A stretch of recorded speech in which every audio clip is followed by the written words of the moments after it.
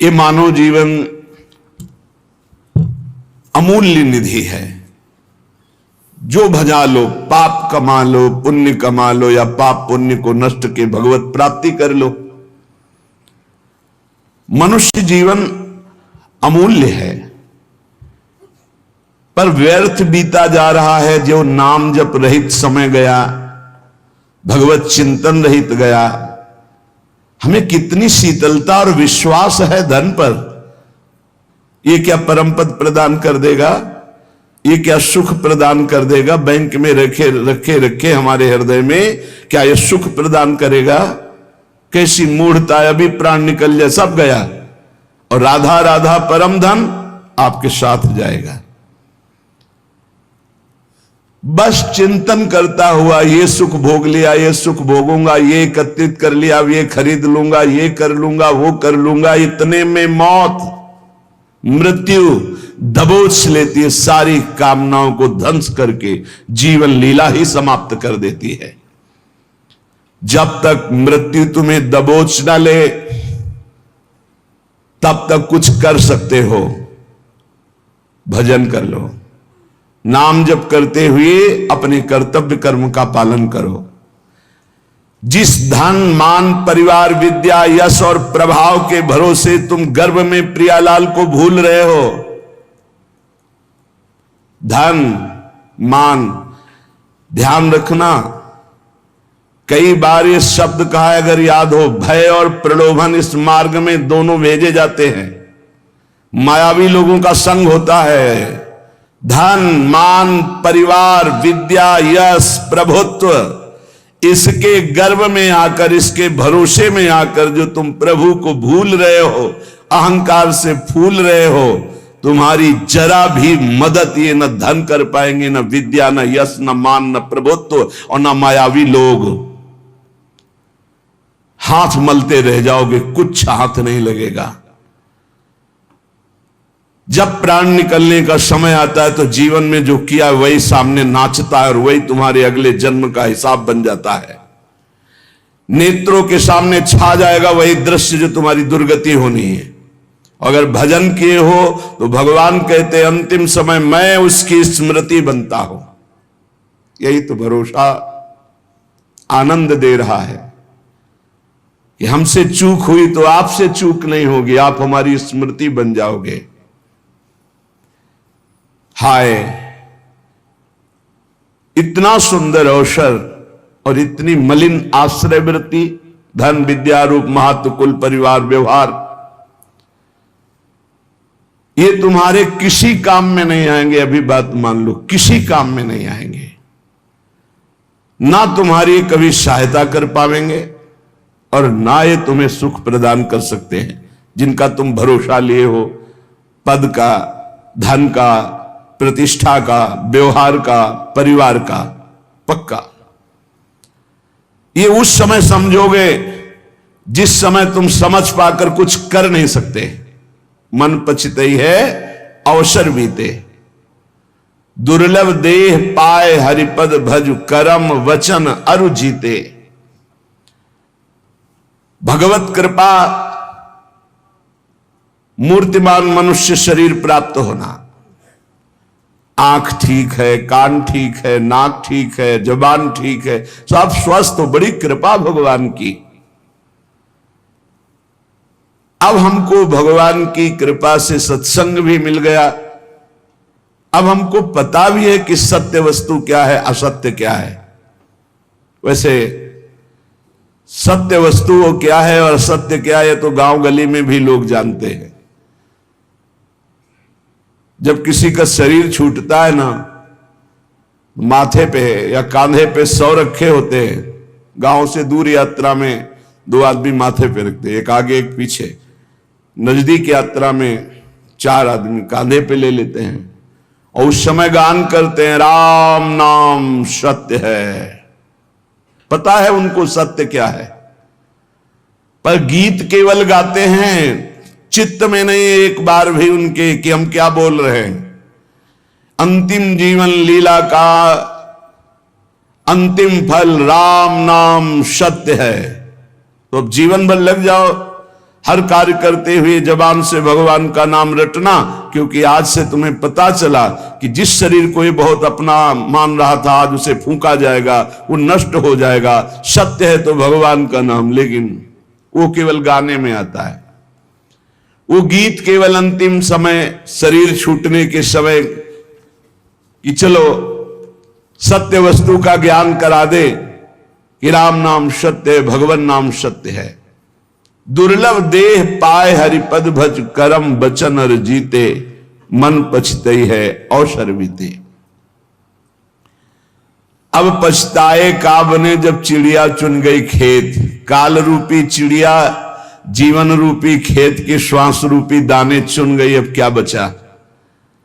इसलिए सावधान हो जाओ, अपने मनुष्य शरीर को संभालो। तुम्हारा मनुष्यपना इसी बात में है कि इसी जन्म में तुम ब्रह्मबोध या भगवत प्राप्ति कर लो। अनंत जन्मों के भटकन को मिटा दो, नहीं भटकते ही रहोगे, कोई रास्ता नहीं है आगे। अभी समझ में नहीं आ रहा, प्रमादवश अभी लग रहा है मैं मनुष्य हूं, जवान हूं, खूब धन है, मैं भोग लूं। लेकिन शरीर छूटते ही ये मानो दे, फिर तुम परवश हो जाओगे। पशु पक्षी नाना प्रकार की योनियों में तुम्हारी बिल्कुल स्वतंत्रता नहीं रहेगी कि तुम कोई नवीन कर्म कर लो। भगवान की जब अहेतुकी कृपा होती है तब संत मिलते हैं। जिसके जीवन में संत का प्रवेश हुआ, समझो हमारे ऊपर अहेतुकी कृपा श्री हरि की है। अब मोहि भा भरोस हनुमंता, बिनु हरि कृपा मिले नहीं संता। तो जब संत मिले तो उनकी आज्ञा पालन करो, उनके बतलाए रास्ते पर विचार करने की जरूरत नहीं है। संसार के दोस्त मित्र मायावी व्यवहारी, इनसे बात करने पर इनकी बात पर विचार करो। बिना विचारे जे करें ते पाछे पछताएं, काम बिगाड़ो आपनो जग में होत हंसाए। पर जब संत सदगुरु बात करें तत्काल उनकी आज्ञा के पालन में तत्पर हो जाओ। बिना ही विचार करी शुभ जानी, वहां विचार की गुंजाइश नहीं है। याद रखो, मनमानी आचरण करोगे तो जीवन असफल हो जाएगा, और संत आज्ञा में रहोगे तो जीवन सफल हो जाएगा। तुम्हारे ऊपर भगवान की अहेतुकी कृपा की वर्षा हुई। मनुष्य शरीर, संत समागम, भजन पद्धति का तुम्हें ज्ञान हो रहा है। तुम्हारे सारे पाप संताप जल जाएंगे। तुम्हारा हृदय आनंद और शांति के सुख में डूबने लगेगा। तुम भगवत प्रेम की धारा में डूबकर परमानंद को प्राप्त करोगे। परंतु याद रहे, केवल नकल की हम बात नहीं कह रहे, हम असल बात कर रहे हैं। आज लोग केवल बाहरी बातों पर ध्यान देते हैं, आंतरिक वृत्ति पर नहीं ध्यान देते। आप जितना फैलाओगे आपका चिंतन फैलता समा जाएगा। समिटे सो आशिक, फैले सो जमाना। बात मान लो, समिट जाओ। जितना समिट जाओगे उतना जीवन मुक्त होते चले जाओगे। जितना फैलते चले जाओगे उतना फंसते चले जाओगे। तुम्हें नहीं दिखाई दे रहा, तुम्हें लाभ दिखाई दे रहा है, हमें हानि दिखाई दे रही। अपने माने हुए लाभ का त्याग करके संत और गुरुजनों की मानी हुई वृत्ति पर हमें अपनी वृत्ति बैठालनी है। जो लोग संतों के प्रति आकर्षित होते हैं, आकर्षण, एक माया का आकर्षण, एक स्त्री पुरुष का आकर्षण, एक खान पान का आकर्षण, एक नाना प्रकार के पद प्रतिष्ठा का आकर्षण, पर जो संतों पर आकर्षित करते हैं वो भगवान के बड़े कृपा पात्र जन होते हैं, जो संतों से आकर्षित है। जैसे संसार में किए हुए आकर्षण आसक्ति दुर्गति का कारण है, पर वही आकर्षण आसक्ति यदि संत महापुरुषों से हो जाए तो मोक्ष का खुला हुआ द्वार भगवान कपिल देव जी कहते हैं। संतों के संग से अपनी मान प्रतिष्ठा, पूजा, बाहरी संबंध, संतों के प्रभाव से आई हुई भोग सामग्री, इसके भोग करने में न लग जाए। बड़ा सूक्ष्म विषय है, इसलिए कह रहे सावधान। संत आकर्षण हुआ, बड़ी कृपा हुई भगवान की।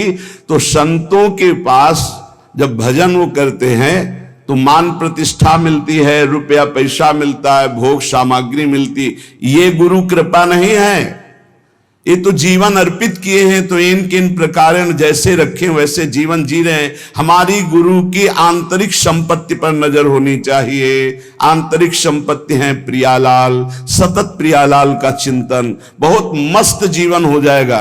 अगर बाहरी बातों को आप पकड़ोगे, मान पूजा प्रतिष्ठा नमस्कार रुपया पैसा, तो मोहग्रस्त हो जाओगे, अज्ञानग्रस्त हो जाओगे। क्या बिना भजन किए विभूतियां प्रकाशित हो जाएंगी क्या तुम्हारे अंदर, वैभव भगवान का? हरे जो संतों के बाहरी वैभव का भोग करने की चेष्टा करते हैं वो स्वयं डूबते हैं और अपने संग में दूसरों को भी डुबो देते हैं। आप गए और घालें जे को सत मार्ग प्रतिपालें, बड़ा सूक्ष्म विषय चल रहा है। उपासक को चाहिए मात्र केवल उनके उपदेश और उनकी आंतरिक संपत्ति पर नजर रखे। जीवन अर्पित है, अब जैसे आप रखो वो आपकी मर्जी। हमारा जीवन में कभी झगड़ा नहीं होगा, क्योंकि हमको जो गुरु ने संपत्ति दी वो बंटवारे वाली है ही नहीं। न चोर चुरा सकते हैं और न कोई गुरु भाई बंटवारा कर सकता है, अमोघ संपत्ति है। और गुरु की बाहरी संपत्ति पर नजर ही नहीं होनी चाहिए। नहीं, आंतरिक दो जगह नजर नहीं कर पाओगे। बाहरी संपत्ति पे नजर तो गुरु की आंतरिक संपत्ति पर नजर नहीं, आंतरिक संपत्ति पर नजर तो बाहरी है। ऐसे ब्रह्मादिक के भोग सब विषम लागत ताई, नारायण ब्रज चंद की लगन लगी ही जाए। कुछ लोग तो अनेक जन्मों में भ्रमण करते हुए ध्येय की प्राप्ति के लिए हमें भगवान ने मानव जन्म दिया। हमें अपनी इंद्रियों को संयम में रख करके सत्संग, स्वाध्याय, सेवा, सुमिरन, इसमें डूबना है। इसमें श्री भगवान स्वयं कह रहे हैं सबरी जी से, प्रथम भगति संतन करी संगा, दूसरी रति मम कथा प्रसंगा। सबसे पहली भक्ति है भगवान के प्रेमी भक्तों का संग। दूसरी भक्ति उनके मुख से निकली हुई भगवत चर्चा। भगवान श्री रामचंद्र जी महाराज कह रहे हैं संतों का सेवन करो। संत शब्द नहीं कहा, संतन, बहुत से संतों का। संत और संतन बहुवचन प्रयोग किया। जहां भी भगवान की चर्चा करने वाले प्रेमी भागवत जन मिले, उनकी एक एक बात गौर से सुनो, अपने जीवन में धारण को, लेकिन भगवान से युक्त। भगवान ने जाति पक्ष को नहीं कहा, कुल पक्ष को नहीं कहा, विद्या पक्ष को नहीं कहा। जाति पाति कुल कर्म धर्म बड़ाई ये सब भगवान कहते। मुझे एक बार एक कारे नाम के मुसलमान भक्त थे, उनको स्वप्न में भगवान श्री कृष्ण ने एकदम, तो सब भूल गए और बस भगवान श्री कृष्ण के आशिक हो गए। उनको भक्तजन कारे ही कहने लगे, श्याम सुंदर के नाते से कारे ही।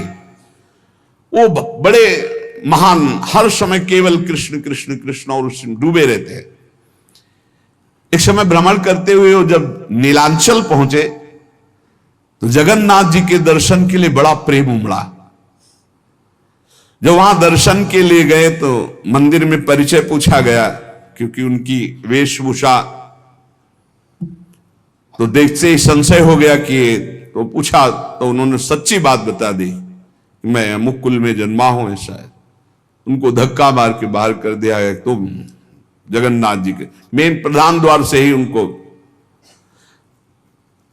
जो सेवक जन थे उनको ऐसा मान करके द्वार से ही उनको हटा दिया गया। और वो बहुत अंदर ही अंदर लड़े हम तो जानते भी नहीं थे आपको, आपने ही आकर स्वप्न में परिचय दिया, मेरे चित्त को चुराया, अपना दास बनाया और आपने उत्साह पैदा किया कि चलो मेरे दर्शन करने, तो नीलांचल दर्शन कर। फिर ऐसा क्यों धक्का दिलवा दिया? द्वार पर से हटा दिया तो वो कवि प्रकृति के थे, एकांत में जाकर के बैठ गए और कहने लगे, यदि तू जगत का नाथ तो हमारी भी सुध लीजिए। कह रहे, हे कारे, तूने करार किया, स्वप्न में आकर मेरे दिल को चुराया और बता दिया कि तू ही मेरा स्वामी है, और तू मुझे अलग मान करके धक्का दिलवा करके भगवा दिया। क्या यही प्रेम है? यदि तू जगत का मालिक है तो अब मुझसे रहा नहीं जा रहा है। आपने हमारे को अपने दरबार से भगवा दिया। यदि तू सर्वलोक महेश्वर है, सबका मालिक है, तो फिर अब देर मत कर। भक्ति हितकारी भगवान से नहीं रह गया, उन्होंने तुरंत भोग की थाल ली और समुद्र के किनारे बैठे हुए कार्य के पास गए। बहुत सुंदर जगन्नाथ जी हैं, ये तो प्रेम विकल रूप इनका है तो अनंत कामदेवों को मोहित करने वाले भगवान श्री कृष्ण ही, ये तो प्रेम विकल। पीछे से आवाज दे, कारे, पीछे मुड़ के देवी देखा होगा, अपने हाथ से भगवान ने भोग पवाया। यहां कह रहे कि भगवान किसी जाति पक्ष को, कुल धर्म को, ये सब नहीं देखते, केवल प्रेम धर्म को देखते हैं। इसलिए किसी भी मत का कोई भी भक्त हो, कभी किसी भक्त का अपमान किसी जाति पक्ष या किसी धर्म पक्ष को लेकर नहीं करना चाहिए। जब कोई श्री भगवान के मार्ग में चलता है तो सिर्फ श्री भगवान का होता है, ये बात मानना चाहिए। हरि का भजे सो हरि का होए, जाति पाति पूछे नहीं कोई, ये भक्ति सिद्धांत की बात है। अहो वत्स पचतो गरीयान यज्जिभ्यागे वर्तते नाम तुभ्यम। जब भगवान का कोई प्रसाद तुम्हें पवाने की बात करे तो कभी ये मत कहना कि अच्छा बना है। ये संतों के वचन है, बाबा रामदास जी महाराज करह के उनके वचन। जब तुम्हें कोई भगवत प्रसाद दे तो कभी मत कहना कि बहुत अच्छा बना है, क्योंकि अच्छापन तो ठाकुर जी ने पाया है, हम तो प्रसाद पा रहे हैं। कैसा? बहुत प्रसाद मंगल में मृदु स्वादिष्ट, क्योंकि प्रियालाल ने पाया, अच्छा बना है। नहीं, नमक कम है या नमक ज्यादा है या कैसा, इस तरह का व्यवहार करने से प्रसाद में अपराध बुद्धि हो जाएगी। अच्छा बना है ये ठाकुर जी जाने, भोग लग चुका है, सिर्फ प्रसाद है और अमृत है, उसकी हम प्रशंसा क्या करें जिसको श्री ठाकुर जी ने पाया है, और उसमें हम कमी क्या निकालें जिसको श्री ठाकुर जी ने पाया है। इसलिए कभी प्रसाद तुम्हारे सामने आवे तो उसमें ये थोड़ा दाल में नमक तो कम है, प्रसाद का प्रभाव नहीं आएगा। प्रसादे सर्व दुखा नाम हानिरस्योपजायते, जैसा है वैसे ही प्रसाद पावना चाहिए, और कभी अच्छी बुरी भावना नहीं करनी चाहिए, कभी पकवान अन्न फलहार की भावना नहीं। प्रसाद सिर्फ प्रसाद है। श्री स्वामी रामदास जी महाराज कह रहे हैं, स्वामी जी महाराज कह रहे, जौलों ठठरी शीश पर तो राम राम है सत्य, मानुष बैठे मसान में तो ज्ञान कथें अलबत, ज्ञान कथें अलबत रहेगा रहा न कोई। आपस में बैठते जब जाते हैं, बोले राम नाम सत्य, वहां बैठते हैं, भैया रो मत, यहां किसी को नहीं रहना, सबको जाना, बड़ा ज्ञान बघारते हैं।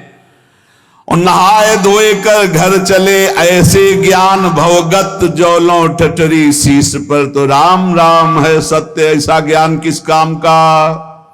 आपस में बैठकर ज्ञान की चर्चा की, संसार में सब असत्य है, नाशवान है, रो मत, और घर गए फिर उसी असत्य में लग गए। इसलिए हमें चाहिए कि ऐसे हम संतों का संग करके उस ज्ञान को व्यर्थ ना करें। बड़ा सूक्ष्म स्वरूप महापुरुषों ने वर्णन किया। आप इतना वर्णन करते हैं कि सब संत कृपा से ही भगवत प्राप्ति होती, ज्ञान की प्राप्ति होती है, तो प्रयत्न फिर किस बात का। बहुत सुंदर महापुरुषों के सामने जो प्रश्न किए गए, संत भाव, कृपा भाव, इसी से भगवत प्राप्ति होती है। फिर प्रयत्न की क्या जरूरत है? यदि प्रयत्न की जरूरत है तो यह क्यों वर्णन किया जाता है कि भगवत प्राप्ति प्रयत्न से नहीं होती, कृपा से होती है?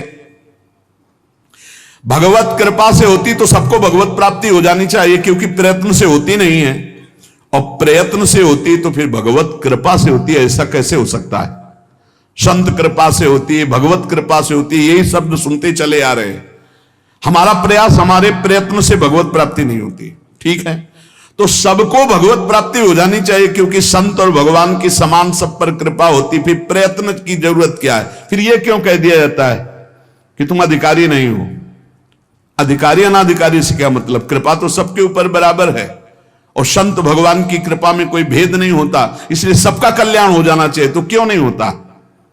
इसका उत्तर यह है कि भगवत प्राप्ति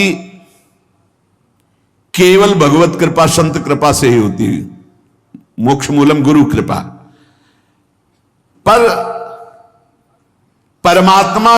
यहाँ तक वीडियो देखने के लिए आपका बहुत बहुत धन्यवाद। भक्ति मार्ग कथा में आपका स्वागत है। इस चैनल पर प्रेमानंद जी की वीडियो अपलोड होती है।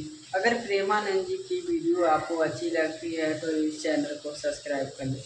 डेली प्रेमानंद जी की वीडियो यहाँ पर अपलोड होती है, जो हम डेली इस चैनल पर कथा, श्रीमद् भागवत कथा, सत्संग यहाँ पर अपलोड करता हूँ। देखने के लिए इस चैनल पर जुड़े रहिए। आप लोगों का सपोर्ट इस चैनल पर बनाए रखिए। धन्यवाद।